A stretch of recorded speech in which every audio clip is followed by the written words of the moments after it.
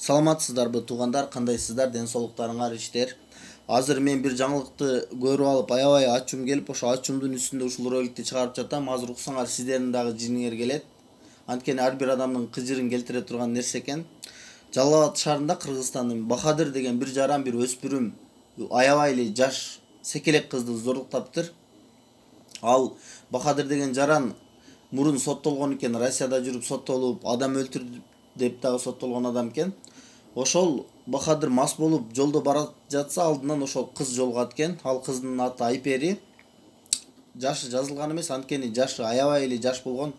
Анын эки жагын караса эч ким жок экен. Ошол эч ким жогунан пайдаланып, кыздын мойнуна бычак такып алып, мазарга алып барып туруп, ушул ишти кылыптыр да. Ит кылбагандай кылып зордуктап, кыздын мындай лифтигин чечип алып, төшүнө дагы зордуктап туруп, башка жактарына дагы бардык жагына зордуктап туруп, өлтүрүп коемун деп, анан зордуктап атканда кызга, жаш кызга, сен төрөсөң кандай болду экен, сенин боюңду болсо кандай болот экен, ошону элестетип атам деп, ушундай арам сөздөрүн айтып зордуктаган кишини эң менин кыжырым келгени, ушуга 22 жыл баягындай түрмө берген экен, 22 жылга кесип салган экен, камай издеп.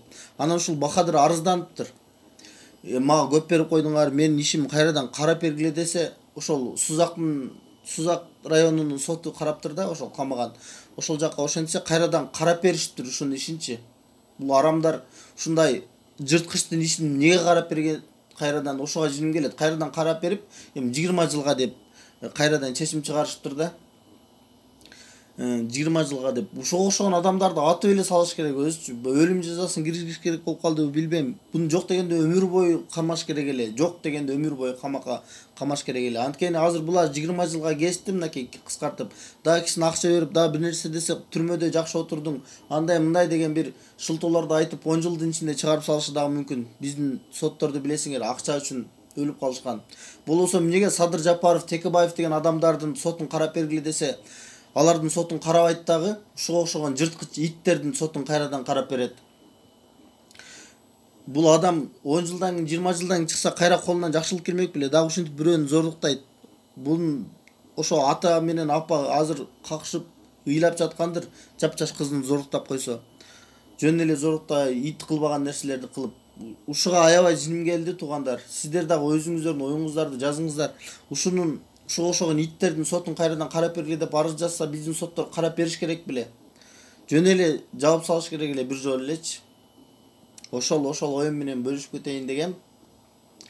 Туура эмес сүйлөп алсам кечирим сураймын. Каналга жазылгыла достор, анткени бул жерде өтө курч нерселерди чыгарып турабыз. Ооба, мындай видеосун чыгарбасак дагы, бирок сиздер менен ушул маалыматтар менен кеңири бөлүшүп турабыз. Күн сайын жаңы роликтер чыгып турат. Анан ой пикириңерди сөзсүз жазгыла. Ушул Бахадырга окшогон адамдардын бизге кереги барбы? Анын түрмөдө деле ага нан берип, чай берип карап, эмне кереги бар эле негизичи? Ошол достор, аман болгула, саламаттуу болгула. Кайсыл жерде болсоңор дагы Кыргызстанга аман эсен келгиле.